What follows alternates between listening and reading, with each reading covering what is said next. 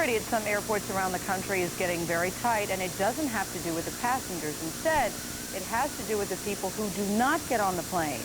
NightBEAT reporter Kathy Moss joins us live at Bradley Airport to explain how it's going to work. Kathy?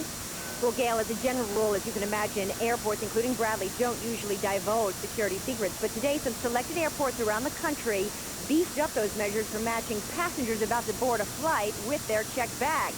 And when we spoke to some travelers around here about that, we got some very interesting observations. I was on a flight one time where we had to stop and go down the chute and all this crazy stuff because the guy had brought a bag onto the plane that he said had a bomb in it. And it had some kind of weird something that they should have caught and they didn't. So I'm glad. I think they should check everything. I go all over the U.S. My job's a traveling job.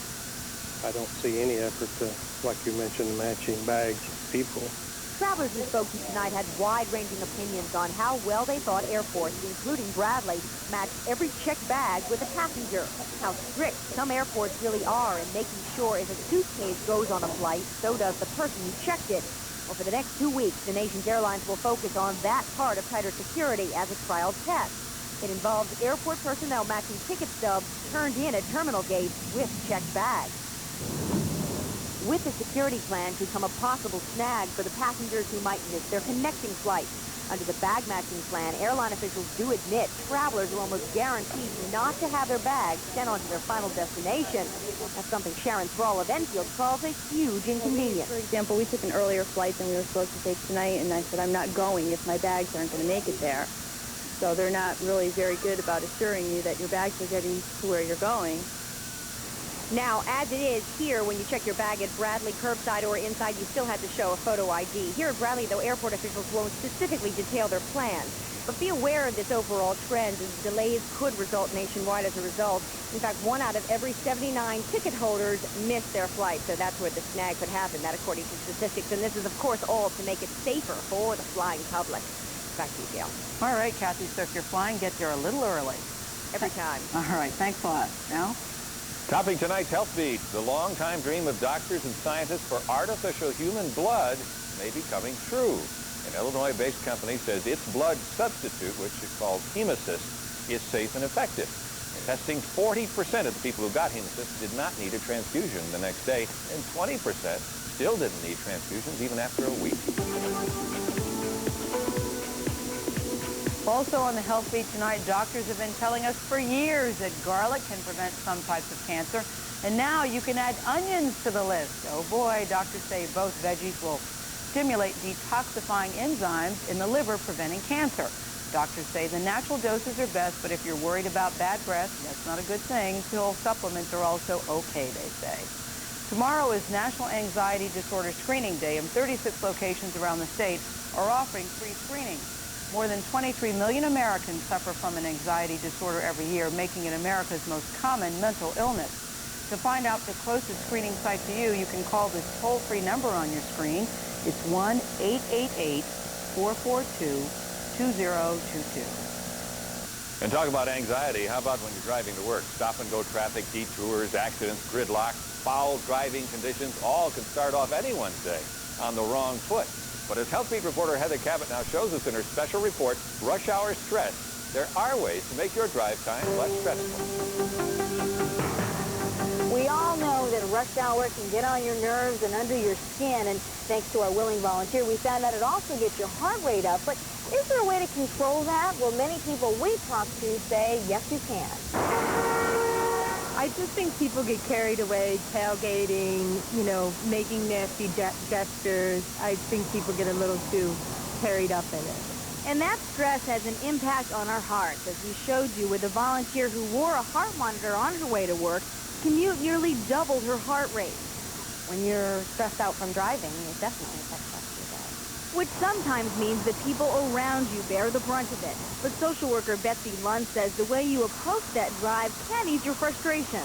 If you think of it as something that you can control, if you think of it as an opportunity, if you take steps to minimize the effects of that stress, it doesn't have to be destructive, no.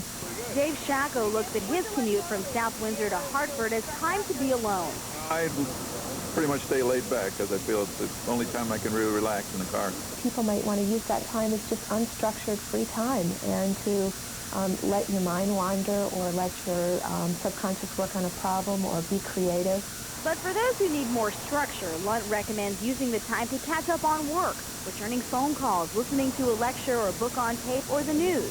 Our willing volunteer, Peggy Amenta, says she didn't realize the impact her drive had on her heart.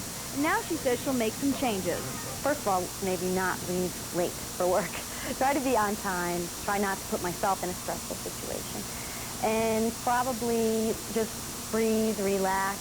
In addition to deep breathing, you might want to try some exercises while you're driving, like stretching your neck and shoulders.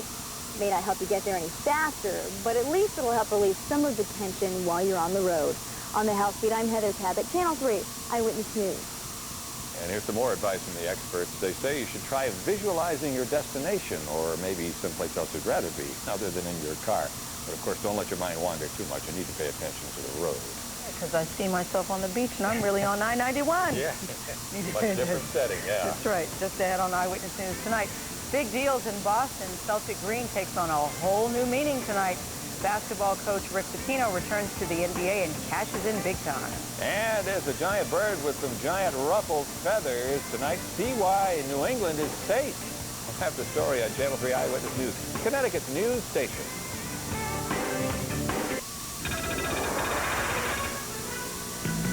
Eyewitness News continues on the night beat with a sigh of relief in the weather department that our temperatures today weren't 10 degrees warmer. We had storms that were severe and strong enough as it was. Right now at the Channel 3 New England Weather Service, our reading's on the way back down. 49 degrees in downtown Hartford. We had 3/10 of an inch of rain here this afternoon and a little hail mixed in with it. In Milford, 47 degrees, a little more than 3/10 of an inch, 37/100 of an inch of rain in Milford this afternoon from fast-moving thunderstorms. And around the region tonight, 41 degrees at the Torrington Country Club in Goshen. Waterbury reporting 44 degrees right now, 47 in Meriden, 47 in Enfield, and 47 in Waterford. Across the northeastern part of the United States, you'll see that it is cooler than it should be up here, with the warm colors that we normally associate with springtime confined to areas far to our southwest. So some chilly air rolling into southern New England tonight, but the satellite photo shows that clouds are beginning to clear, so the rest of the night will be partly clouded. We may have a few clouds lingering tomorrow. The stormy weather has gotten well out of here now. Some remaining showers over northern New England. Things have quieted down considerably in Connecticut. So overnight, low pressure system will pull away from our area. Partly cloudy skies setting up for the remainder of the night. And tomorrow morning when you wake up, partly sunny conditions with the wet weather up in the northeastern part of northern New England. So here's your forecast in detail. For the rest of the night, partly cloudy, breezy, cool, 38 to 43. And for tomorrow, clouds and some sunshine, chance for a sprinkle, unstable air over us. Temperatures in the 50s tomorrow. By Thursday, 60 to 65. So now that looks more like it, but the 5-day planner was back up on Friday. Upper 50s both Friday and Saturday and Sunday, as a matter of fact. So, Gayle, we're going to be teased with the idea of spring for a while. All right. Well, Coach Longton and Glastonbury canceled Little League Baseball today, so we have practice tomorrow. I'm hoping we're not going to be rained out. What position do you play? Yeah, I know. On the Little League, the mom in the stands. Yeah. Thank you, The most important Hilton. position of all. All right. From weather to sports, we turn now. Joe Tessitore has a look at what's ahead, Yeah, Joe. the big guys talking unstable air. We're talking hurricanes also. Coming up, we've got Red Sox seeing red, Yankees being yanked, and the hurricanes causing a storm. Now, who are these teams, you ask? Well, we used to call them the Whalers. We'll explain. Plus, the NFL's Rookie of the Year is playing pro hoop in Connecticut. From NFL sacks to fouls and hacks, NightBEAT Sports is next.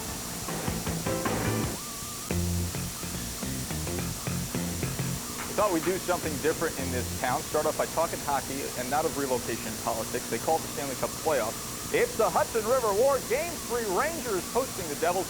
Series tied up at 1. Wayne's World, the nightly feature. Look at Gretzky, 1-zip, big blue, just 3 minutes into the game. Still in the first, Tessitore, and watch him down low. Watch the pass right there.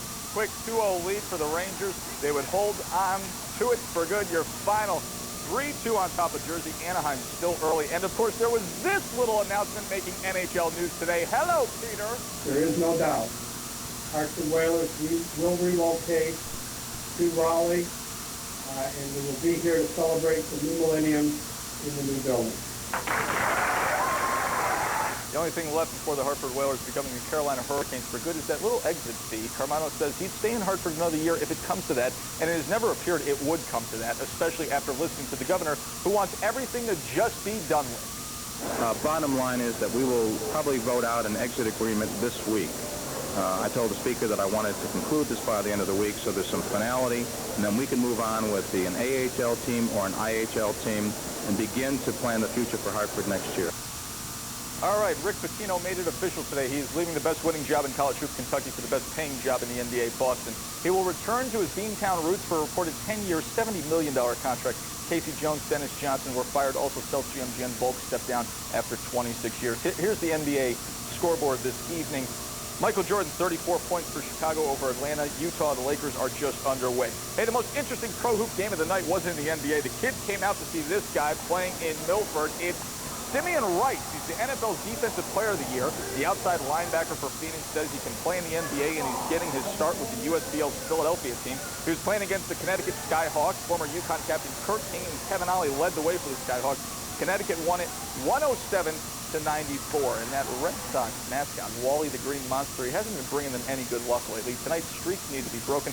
Sox face KC, losers of 3 straight, and pitcher Tom Gordon, 0 for his last 2, was tied up at 2s, and then Jay Bell rings the victory bell. RBI single in the 5th gives the Royals the lead for good.